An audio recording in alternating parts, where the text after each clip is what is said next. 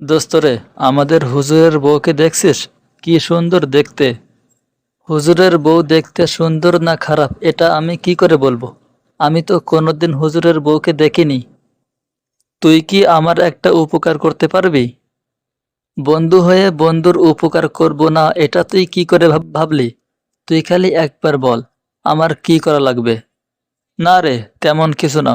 তুই খালি প্রত্যেকদিন ঈশার নামাজের পর আমাদের মসজিদের হুজুরের ব্যস্ত রাখবি।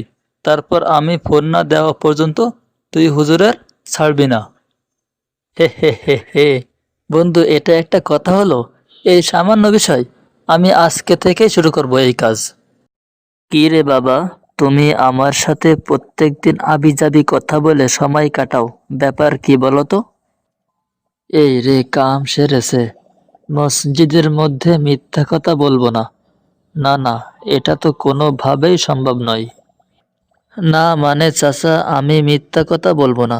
আপনার বউয়ের সাথে আমার বন্ধু গল্পগুজব করে, ওই জন্য আপনার সাথে গল্প করে আপনাকে ব্যস্ত রাখি। বলো কি তুমি? তা বাবা, তুমি কি বিয়ে করছো? হ্যাঁ চাচা, বিয়ে তো করছি।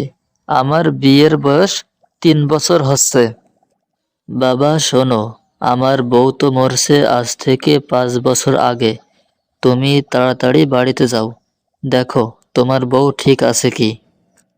হুম, বলেন কি?